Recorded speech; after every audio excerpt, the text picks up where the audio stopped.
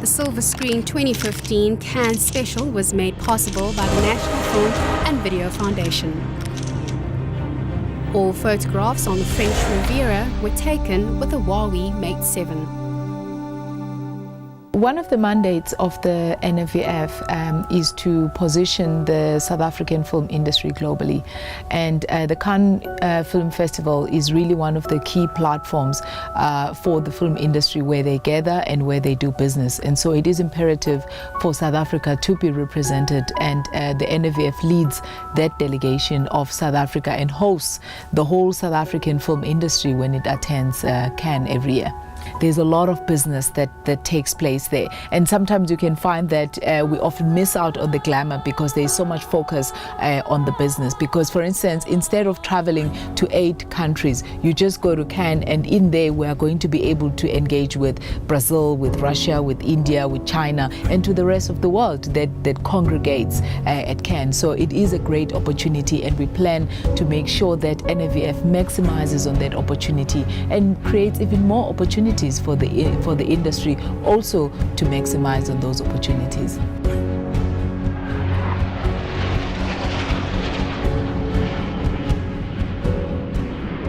And onto the plane we got, and a mere 16 hours or so later landed in Nice, France, holding our breaths in anticipation for the chaos that is Cannes. And chaotic it is, the streets lined with people and paparazzi alike. The Croisette is an overwhelming experience for anyone on arrival. Ladies and gentlemen, we are finally here. Welcome to the 68th annual Cannes Film Festival right here in France. I'm your host, Demisha Greater, and this is Silver Screen.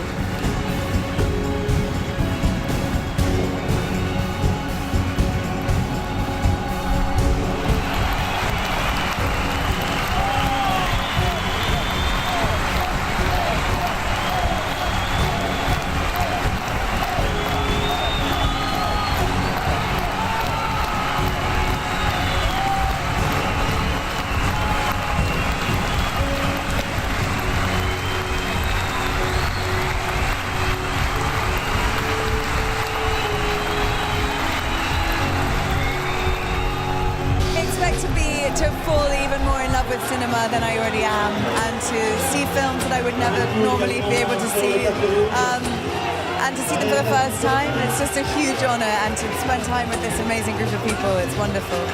There's no other festival in the world, and there's no other situation in the world where I feel like the pressure, and particularly sort of the intensity of energy towards a piece of art is focused. Our first point of call is the Mad Max press conference with our very own Charlize Theron, director George Miller, and star Tom Hardy. I never wanted to make another Mad Max movie, but the idea popped into my head and it just wouldn't go away, and you push it away, but it kept growing and growing, and one day I said to Doug, I think we're going to make another Mad Max movie, but I didn't realize it would take us over 12 years to be in this moment where we just finished 2 weeks ago. It is by my hand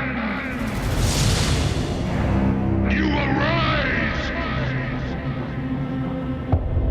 from the ashes of this world.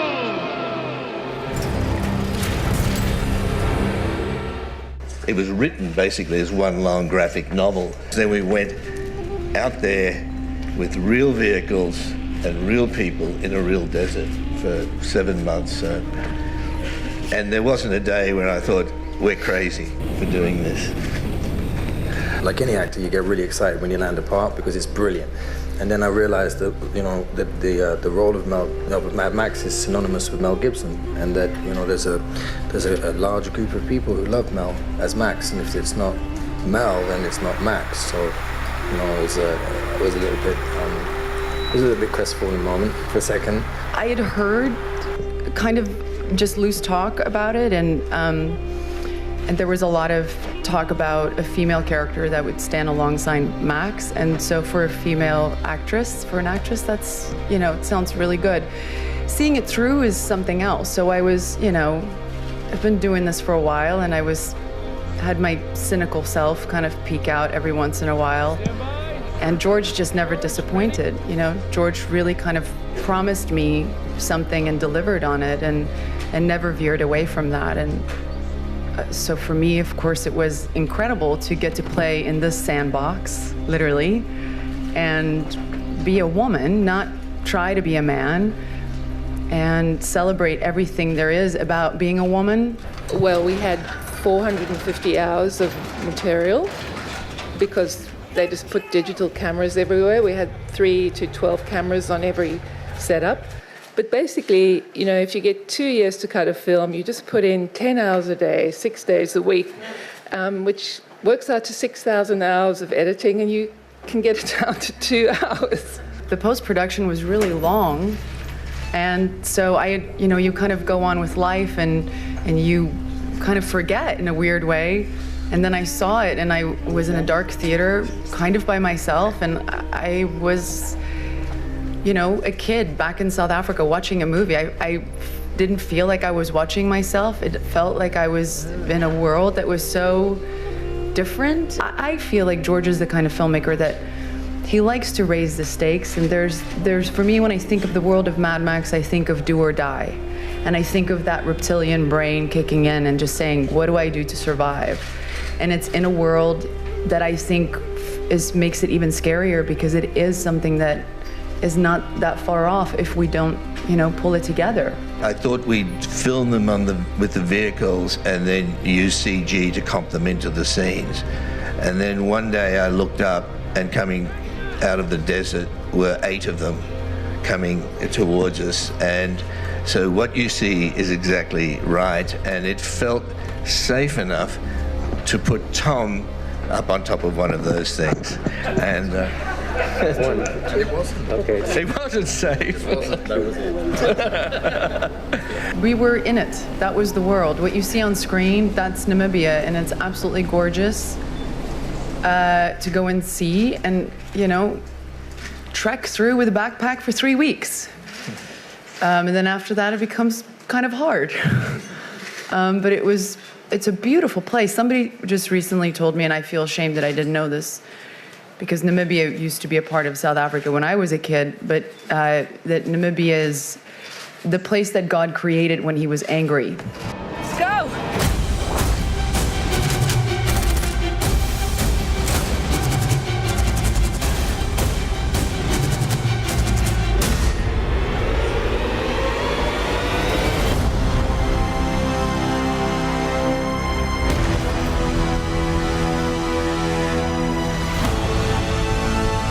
As the world fell, each of us in our own way was broken. It was hard to know who was more crazy. Me or everyone else.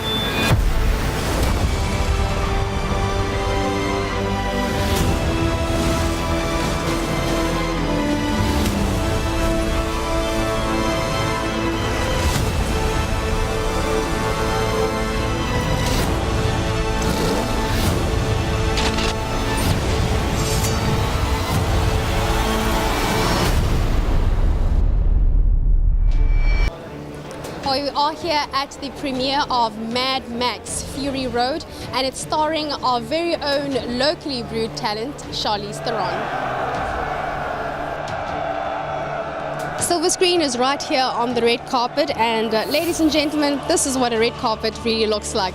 We are still waiting for the stars to arrive, and we have media from all over the world on both sides waiting for them to get here. And they will start on from one end of the red carpet, make their way here as they show off their gowns, show off their tuxes, and tell us about their films, their screenwriting, and of course about all the activities that we are expecting to see right here at the Cannes Film Festival.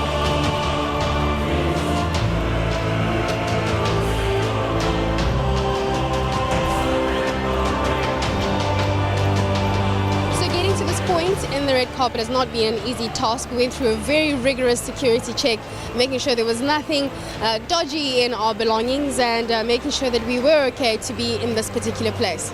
And of course, this wouldn't be complete if we didn't have the crowd standing behind us. And of course, they are waiting for all their celebrities to arrive. And what a show the red carpet for Mad Max was. A galaxy of stars strutting their stuff up the red carpet, from Oscar winner Julianne Moore to Isabella Rossellini and Furious 7's Michelle Rodriguez. The ladies put their best foot forward, but it was our own Charlize Theron who stole the show when she arrived in an incredible canary yellow evening gown and sauntered her way with partner Sean Penn up the line of flashing cameras.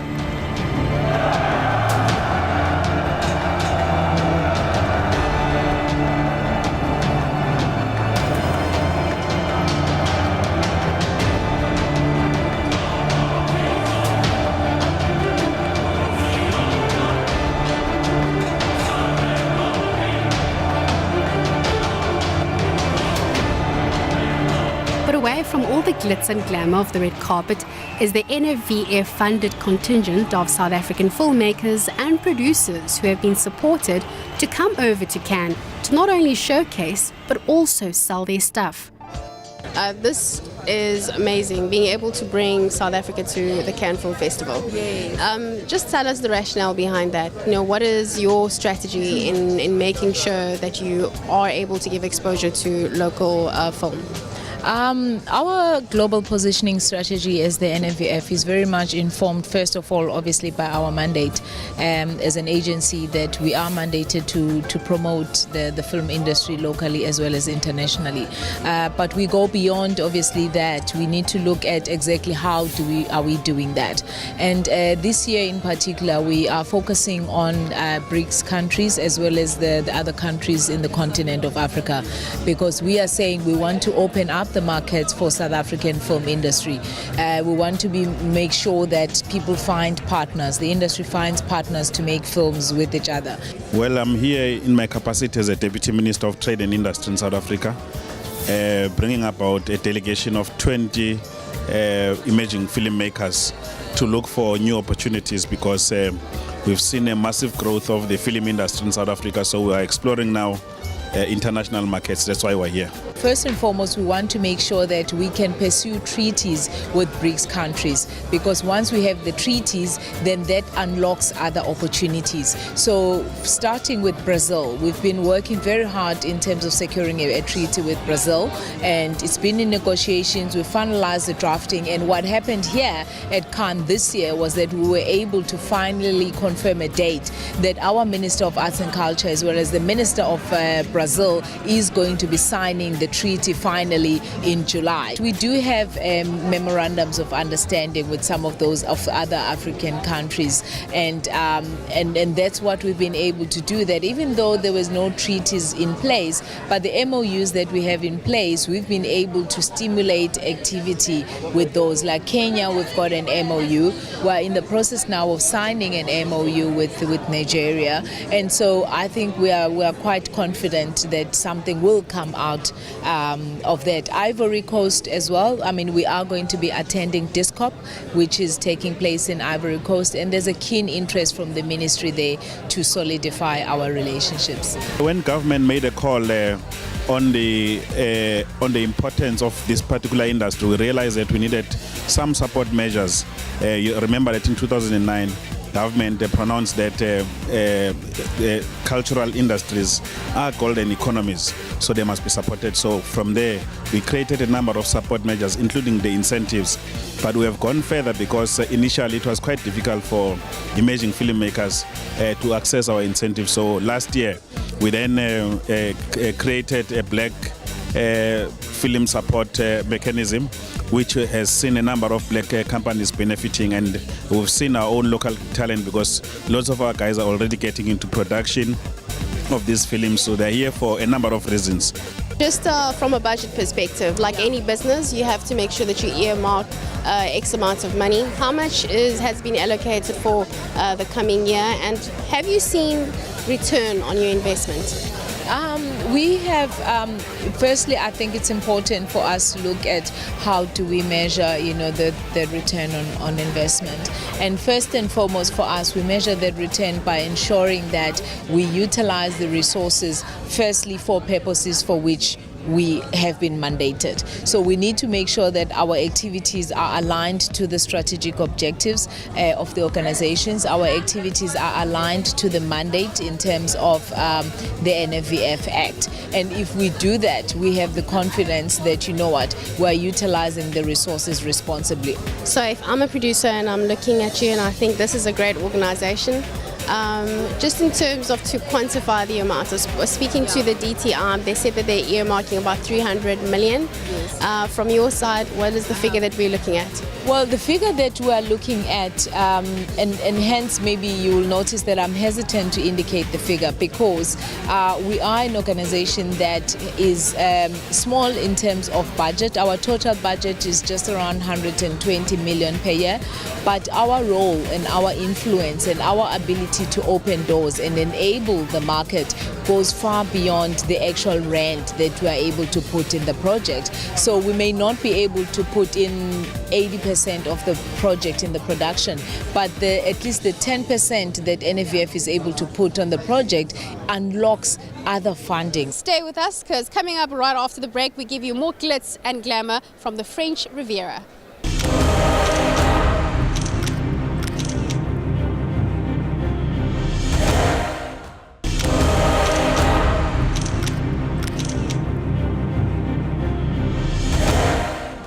And it's a tough job, but somebody's got to do it. All these parties to attend, these stars to interview. There's fun, sun, and lots of money. And seeing that we are the business channel and we are the money channel, we'll go behind the scenes and look at the money behind the film industry.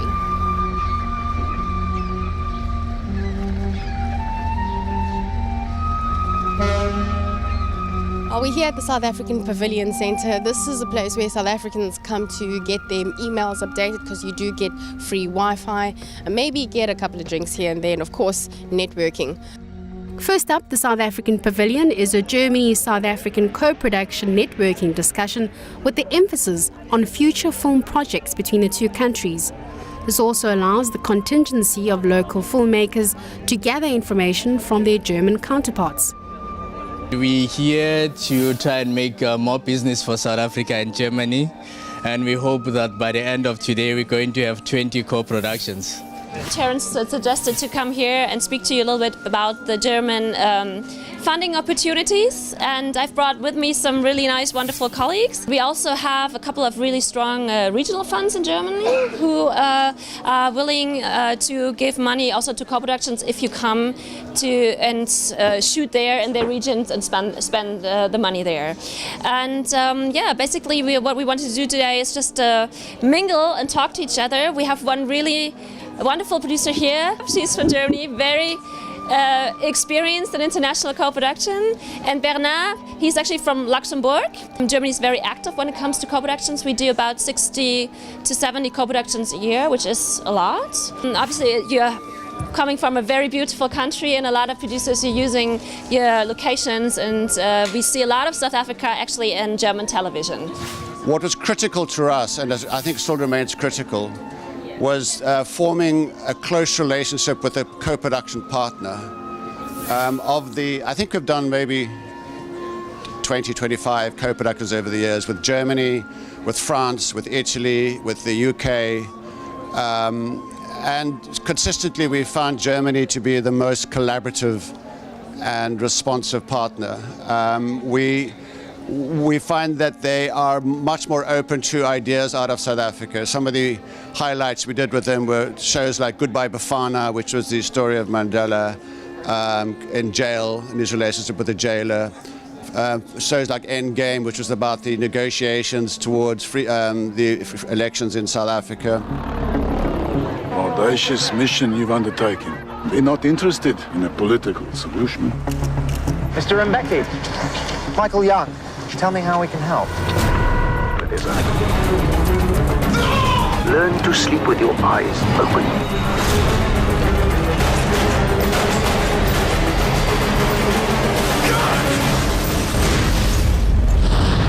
those films probably would not have happened were it not for the co-production structure we were able to set up with the same partner on nearly half of those. In the last,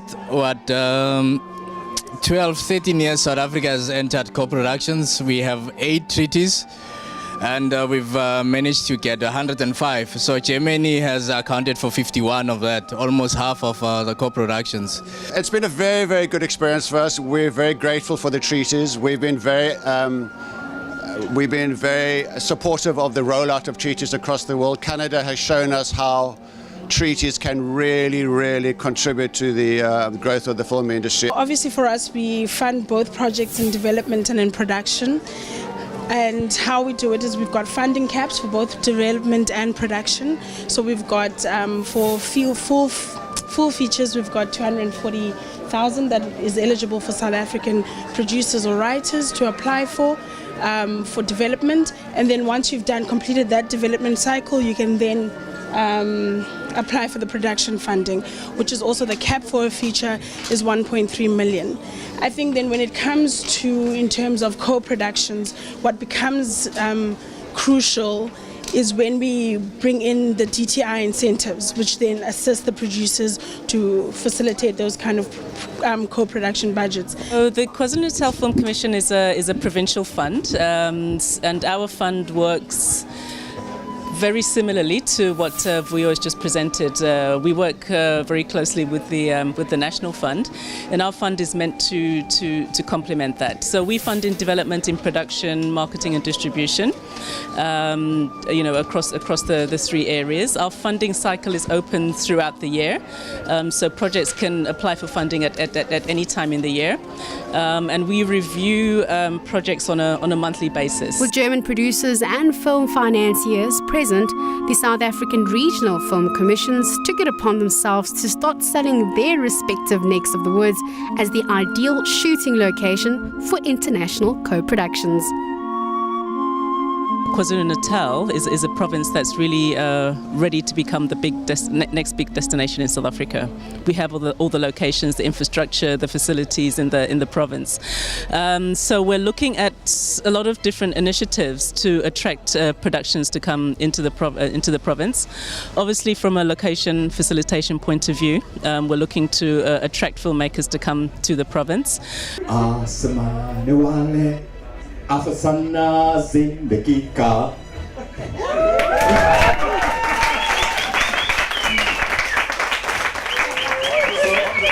So you see, you get more when you come to KZN. Sean Penn and Charlize Theron shooting The Long Face was the big one for me last year. I think I was very excited to see Charlize back in her home country, and to see her walking on the red carpet last night was so beautiful. And I think we need to respect that there are a lot of international service jobs that come like that, but they do use our local talent. Our industry is based on the craft that is in the country.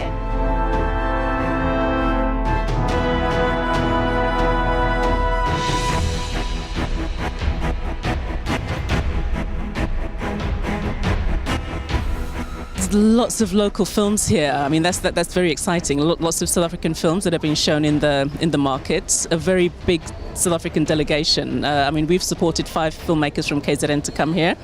I think although we all feel like we're just a drop in the ocean in this really huge myriad of producers from all over the world, it gives you a feeling that there is a hope for you, that somebody could give your project a listening ear, and that you might be the next one walking that red carpet. Yeah. And also that everybody says they're looking for fresh ideas. That just gives you hope that you are not here for nothing. People are looking for fresh ideas. It doesn't matter where they come from. Festivals are a great way to do pre-sales before you find those distributors. We have a number of long-form films that are coming through that are here and just finishing their post, but it's enough to show distributors. And we're hoping that a lot of them will start to announce what festivals they go to. We're grateful for Film Market Access, who brought us us here. It's a Canadian enterprise. We're working with creative minds, and in that kind of capacity, we have a psychological thriller called Indemnity, which we are looking to get the gap finance for to go into production next year. But we're also presenting another thriller called Number 37. It's developed from a short film that was one of the award winners at the 2014 Silver Scrum Fest with CakeNet. So yeah, we're looking for bridge financing for that and to develop relationships with distributors for our pipeline of projects we have going forward. A number of films that signed recently have brought another billion rand to the fiscus. Well, what I'm hoping to get out of the festival this year, you know, obviously it's the partnership with sales agents and distributors who we can, you know, help bridge the funding for our projects, but also introduce our content to the worldwide market. You know, I think that's what a lot of South African producers want to do. We want to make projects that are you know, supported back home, but more importantly, you know, have a reach around the world. You know, we're unique storytellers. That's our, you know, forte as Gambit Films, and we believe that we have something to offer the world. Look, Cannes is the gathering of the greatest films in the world, in a sense, and here you can gauge in a way which South African films can compete. It's not about competition, it's also about getting a sense of the value of our own work. A lot of the times we undervalue who we are. We always look down at ourselves. Yet here you get a sense of what's happening around the world, and not just happening, the best around the world. And there are great world cinema films here, and it's something worth coming for. Worth coming to indeed. With champagne flowing and the sun setting, it's time to say goodbye from Cannes for this week. Join us again next week for a tour of the Crusette, the heart and soul of the Cannes film market, and more red carpet highlights, as well as the deepest insights into the business of local filmmakers. All next week on the 2015 Silver Screen Cannes Special.